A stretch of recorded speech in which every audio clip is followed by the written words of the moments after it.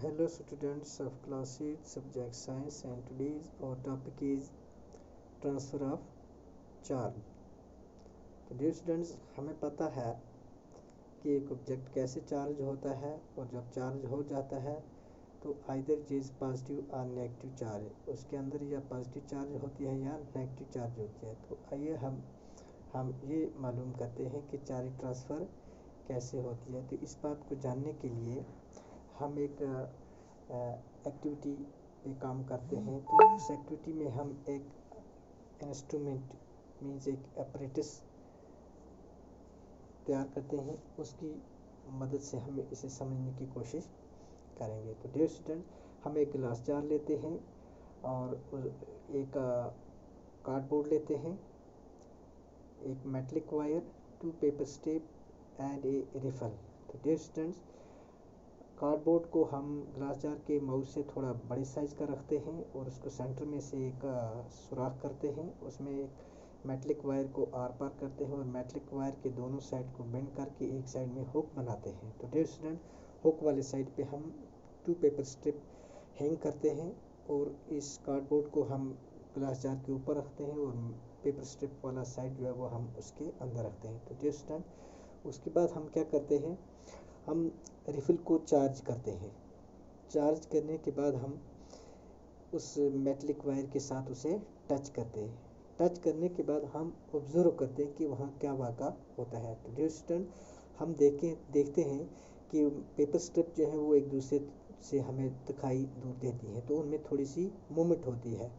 Movement की वजह क्या है, वो एक दूसरे से दूर क्यों होती हैं, ये रिपेल क्यों करती हैं? क्योंकि ये दोनों स्ट्रिप जो हैं ये उस जो हमारा चार्जड ऑब्जेक्ट जो है रिफिल जो है उससे जो चार्ज ट्रांसफ़र हुई थ्रू मेटलिक वायर के ज़रिए, तो वो सिमिलर चार्ज थी।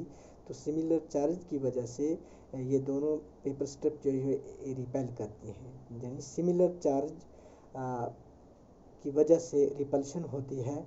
और इन दोनों ने कौन सी चार्ज रिसीव की?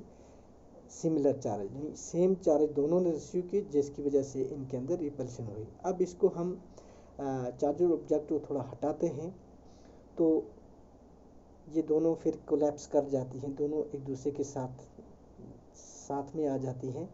तो जब फिर हम चार्जर ऑब्जेक्ट को उसके साथ टच करते हैं मेटलिक वायर के साथ, तो इनके अंदर मूवमेंट फिर होती है और ये दोनों रिपेल करती हैं। तो डियर स्टूडेंट्स, ऐसा करने से हमें ये मालूम हो जाता है कि ये जो हमारा अपरेटस है इलेक्ट्रोस्कोप, ये हमें बताता है कि जो ऑब्जेक्ट है ये चार्जड है, ये कैरिंग चार्ज कर रहा है या नहीं कर रहा है। What is an electroscope? The device which is used to detect whether an object is carrying charge और not. This device is known as electroscope. यानी कि एक ऐसा आला जो हमें ये बताता है कि ऑब्जेक्ट जो है ये चार्ज कैरी कर रहा है या नहीं है, आइदर इट इज़ चार्जड और नॉट। तो ऐसे डिवाइस को क्या कहते हैं? इलेक्ट्रोस्कोप। तो it can be use to detect small charge, यानी ये छोटी स्मॉल चार्ज को डिटेक्ट करने के लिए इस्तेमाल किया जाता है। तो ये अपरेटस जो है, ये डिवाइस जो है, ये it works on the principle of like charge, ये लाइक चार्ज पे काम करता है। तो डियर स्टूडेंट्स, अब हम यहाँ एक क्वेश्चन उठता है कि जो चार्जड ऑब्जेक्ट है ये डिस्चार्ज होता है, यानी ये न्यूट्रल बनता है। तो ऑफ कोर्स चार्जड ऑब्जेक्ट जो है ये डिस्चार्ज होता है और ये न्यूट्रल बन सकता है। तो इसके लिए हम एक दोबारा से एक एक्टिविटी अमल में लाएंगे। हम सपोज बैलून लेते हैं, बैलून को हम वूल पे क्या करते हैं? रब करते हैं। रब करने के बाद उसे हम ज़मीन के साथ टच करते हैं, तो उसके अंदर जो चार्ज होती है वो किस में ट्रांसफ़र हो जाती है? ज़मीन में ट्रांसफ़र हो जाती है।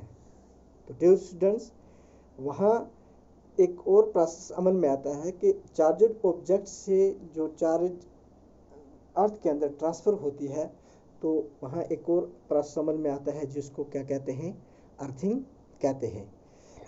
Earthing the process of transferring charge from a charged object to the earth is called earthing.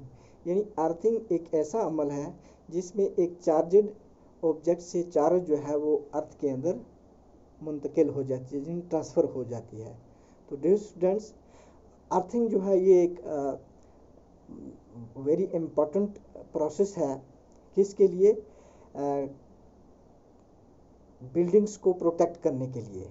जब कभी कभार लाइटिंग होती है तो वो अगर नीचे बिल्डिंग्स की ओर आती है, अगर वो उन पे पड़ती है तो वो बिल्डिंग्स को तबाह कर देती है। अगर वो प्लांट्स पे पड़ती है, ट्रीज़ पे पड़ती है, बड़े बड़े ट्रीज़ पे, तो उनको भी वो तबाह कर दिया। तो इसलिए अर्थिंग जो है, अर्थिंग का घर में इस्तेमाल होना बहुत ज़रूरी है। Earthing is provided in building to protect us from electrical shocks due to any leakage of electrical current। यानी अर्थिंग अगर बिल्डिंग में प्रोवाइड हो तो उसके होने से क्या होता है, ये किसी भी शॉक से, इलेक्ट्रिकल शॉक से क्या करती है, बचाती है। तो इसलिए अर्थिंग जो है इसका घरों में भी इस्तेमाल किया जाना जो है ये बहुत ज़रूरी है। तो डियर स्टूडेंट्स, इस टॉपिक्स में हमने ये मालूम किया कि चार्जड ऑब्जेक्ट से एनर्जी जो है ये ट्रांसफ़र भी होती है और उस चार्जड ऑब्जेक्ट को दोबारा न्यूट्रल भी बनाया जा सकता है, क्योंकि उसमें से भी जो चार्ज जो है वो ट्रांसफ़र हो जाती है। तो डियर स्टूडेंट्स, आज की